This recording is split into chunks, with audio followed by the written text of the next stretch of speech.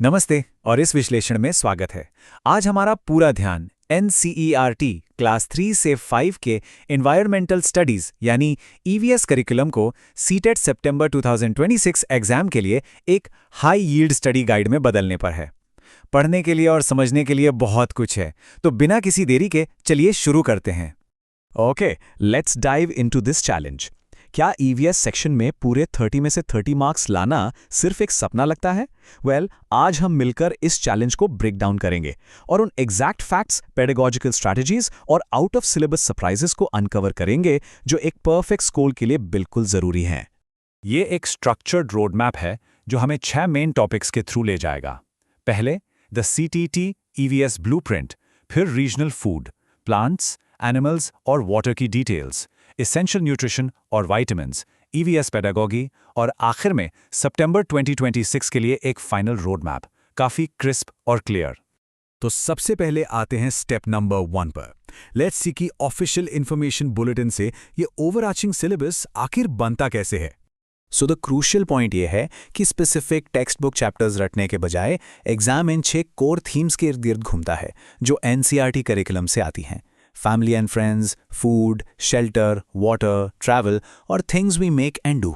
बस यही हैं वो मेन पिलर्स। एग्जाम के लगभग सारे सवाल इन्हीं फाउंडेशनल थीम्स पर बेस्ड होते हैं। अब बढ़ते हैं दूसरे और सच कहूं तो सबसे ज्यादा स्कोरिंग सेक्शन पर, high yield theme regional food. Exam में स्पेसिफिक रीजनल डिशेस को उनके करेक्ट स्टेट्स के साथ मैच करने वाले क्वेश्चंस लगातार पूछे जाते हैं। ये एग्जाम्पल उस डाइवर्सिटी को ब्रिलियंटली इलस्ट्रेट करता है, जैसे हांगकांग का फेमस स्नेक डिश लिंगहू फेन, फिर केरला का अंडरग्राउंड टैपियोका जिसे कप्पा भी कहते हैं और वो भी नारियल की करी के साथ, गुजरात में चपाती के साथ मीठी दाल और महाराष्ट्र का भरली वांगी यानी भरवा बैंगन। एक डायरेक्ट मैचिंग क्वेश्चन यहां से लगभग तय होता है। लेकिन यहाँ थोड़ा ध्यान देना जरूरी है।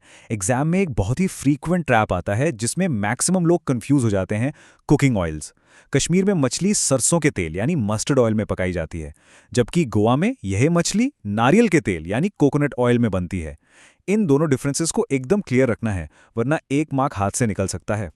एक और रिकरिंग एग्जाम टॉपिक जो बार बार सामने आता है वो है पौधों के खाने योग्य हिस्सों को कैटेगराइज करना। जैसे कि हम बीज यानी सीड्स के रूप में मटर, जीरा और गेहूं खाते हैं। तने यानी स्टेम्स में आलू, अदरक, हल्दी और प्याज आते हैं। जड़ों यानी रूट्स में गाजर और मूली आती हैं और पत्तों में पालक, पत्ता गोभी और धनिया। इन स्पेसिफिक ग्रुप्स को अच्छे से याद करना काफी इंपॉर्टेंट है। यहाँ एक बहुत ही इंपॉर्टेंट डिस्टिंक्शन समझना जरूरी है। देखिए, आलू और अदरक देखने में जड़ों जैसे लगते हैं और जमीन के नीचे उगते हैं, राइट? पर आलू और अदरक अंडरग्राउंड स्टेम्स यानी भूमिगत तना के तौर पर क्लासिफाइड हैं। वो रूट यानी जड़ बिल्कुल नहीं है। गाजर और मूली रूट्स हैं। ये एक छोटी सी डिटेल है, पर एग्जाम में बार बार यहीं से सवाल निकलते हैं। तो चलिए अब शिफ्ट करते हैं सेक्शन 3 पर, plants, animals and water. Let's look at local flora, fauna और पानी के इस्तेमाल से जुड़े उन फैसिनेटिंग फैक्ट्स को जो सीधे NCERT चैप्टर्स के अंदर छुपे हुए हैं। टेक्स्ट बुक्स में जानवरों की ऐसी बहुत सी इंटरेस्टिंग डिटेल्स हैं। चूहों को ही ले लीजिए, उनकी देखने की क्षमता बहुत कम होती है, पर उनकी सूंघने और स्वाद लेने की क्षमता बेहद तेज होती है। उल्लू रात भर जागते हैं और दिन में सोते हैं। मेंढक पानी में फुदकते हैं और टर टर करते हैं। इन्हीं छोटी डिटेल्स पर टेस्ट में सीधे MCQs बन जाते हैं। छोटी बायोग्राफिकल डिटेल्स भी NCERT में चुपके से डाली गई हैं, जैसे इंदौर मध्य प्रदेश के विष्णु चिंचालकर जी, जो सूखे पत्तों से बहुत सुंदर चित्र बनाने के लिए फेमस हैं। ऐसी direct factual details test setters की हमेशा फेवरेट रही हैं। अब ये नेक्स्ट पॉइंट सुनने में थोड़ा अजीब या फनी लग सकता है। पानी के यूजेस जैसे नहाना, कपड़े धोना, आटा गूंथना और नाव चलाना NCERT में सेफली लिस्टेड हैं, पर कंघी करना यानी कोम्बिंग हेयर में पानी का यूज नहीं होता। पास्ट एग्जाम्स में इस लॉजिक को सीधे टेक्स्ट बुक से उठाकर ऑप्शंस में डाल दिया गया है। अजीब है, पर मार्क्स के लिए जानना जरूरी है।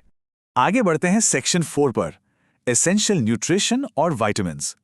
हालांकि EVS का ऑफिशियल सिलेबस क्लास 5 तक ही है, पर टेस्ट में अक्सर क्लास 6 साइंस के न्यूट्रिशन चैप्टर से कर्व बॉल्स यानी अनएक्सपेक्टेड सवाल आते रहते हैं। विटामिन्स और उनकी कमी से होने वाली बीमारियों की ये स्पेसिफिक मैपिंग याद रखना एकदम नेसेसरी है। विटामिन ए की कमी से नाइट ब्लाइंडनेस यानी रतौंधी होती है, विटामिन B1 से बेरी जिसमें मसल्स वीक हो जाती हैं, विटामिन सी की कमी से स्कर्वी जिसमें मसूड़ों से खून आता है, और विटामिन डी से रिकेट्स जिससे हड्डियां मुलायम हो जाती हैं। इन क्रॉसओवर से आने वाले सवालों को ठीक करने के लिए इसे मेमोराइज करना ही पड़ेगा। साथ ही ये समझना भी बहुत ज़रूरी है कि डाइटरी फाइबर, जिसे हम रफेज या रुक्षांश भी कहते हैं, बेसिकली पौधों से मिलता है। इसकी डेफिनेशन एकदम क्लियर है। ये बॉडी को कोई पोषण या न्यूट्रिशन नहीं देता, पर ये अनडाइजेस्टेड खाने को बॉडी से बाहर निकालने के लिए बेहद ज़रूरी है। लिटरली एक सफाई कर्मचारी की तरह बॉडी के लिए काम करता है। प्रैक्टिकल फूड प्रिजर्वेशन रूल्स को भी काफ़ी डीपली टेस्ट किया जाता है। जैसे सब्जियों को काटने के बाद बिल्कुल नहीं धोना चाहिए, क्योंकि इससे सारे वाटर सॉल्युबल विटामिन्स पानी में बह जाते हैं। अनाज को भिगोने के बाद उस पानी को फेंकना नहीं चाहिए, और फूड्स पर एक्सपायरी डेट्स इसलिए होती हैं क्योंकि टाइम के साथ बैक्टीरिया डेवलप होकर उन्हें खराब कर सकते हैं। एवरीडे लॉजिक है, पर एग्जाम के लिए क्रूशल है। ओके, अब आते हैं हमारे 5th पॉइंट पर, मास्टरिंग EVS पेडागोजी। चलिए टीचिंग मेथोडोलॉजी सेक्शन को एक्सप्लोर करते हैं, क्योंकि एग्जाम के लगभग आधे क्वेश्चंस तो फ्यूचर एजुकेटर्स के माइंडसेट को ही इवैल्यूएट करते हैं। तो आखिर EVS पेडागोजी की फाउंडेशनल फिलॉसफी है क्या?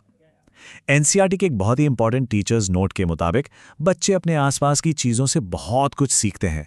उन्हें नेचर को बाहर जाकर ऑब्जर्व करने का पूरा मौका मिलना चाहिए। सिर्फ क्लास की 4 दीवारों में बैठे नहीं रहना चाहिए। यानी रियल वर्ल्ड कनेक्शन बिल्ड करना सबसे ज़रूरी है। पेडागोजी क्वेश्चन सॉल्व करते वक्त एक आसान सी ट्रिक हमेशा काम आती है। हमेशा उस ऑप्शन को चूज करना चाहिए जो बच्चों का विषय के साथ इमोशनल और हैंड्स ऑन कनेक्शन बनाता हो। जैसे सबसे इफेक्टिव पेडागोजी ये है कि स्टूडेंट्स को एक पौधा एडॉप्ट करने, उसे पानी देने और उसकी देखभाल करने के लिए एनकरेज किया जाए। और सबसे लीस्ट इफेक्टिव क्या होगा? उन्हें बस दूर से लकड़ी के गट्ठर दिखा देना। हैंड्स ऑन एक्सपीरियंस ही हमेशा बेस्ट आंसर होता है। तो हम आते हैं सेक्शन 6 पर, road map for shape 2026, bringing it all together. Exam आने से पहले इन सभी कॉन्सेप्ट्स और फैक्ट्स को एकदम पक्का करने के लिए आखिर एक सॉलिड प्लान होना क्या चाहिए? यहाँ एक परफेक्ट मास्टर प्लान है। सक्सेस बस इन 3 स्टेप्स पर टिकी है। स्टेप 1, डिसिप्लिन के साथ क्लास 3, 4 और 5 के लगभग 70 से ज्यादा चैप्टर्स को एक बार केयरफुली रीड करना। स्टेप 2, क्लास 6 साइंस के क्रॉसओवर्स जैसे विटामिन्स को ध्यान से स्टडी करना। और स्टेप 3, प्रीवियस ईयर क्वेश्चंस को बिना थके बार बार प्रैक्टिस करना। यही सीक्रेट सॉस है। इस रिगरस फैक्ट बेस्ड अप्रोच को लगातार फॉलो करना ही एकमात्र सबसे रिलायबल तरीका है जिससे EVS सेक्शन में पूरे 30 में से 30 पॉइंट्स आराम से स्कोर किए जा सकते हैं, क्योंकि क्वेश्चंस बाहर से नहीं आते, इन्हीं फैक्ट्स और इन्हीं पेडागोजी के कॉन्सेप्ट से बनकर आते हैं।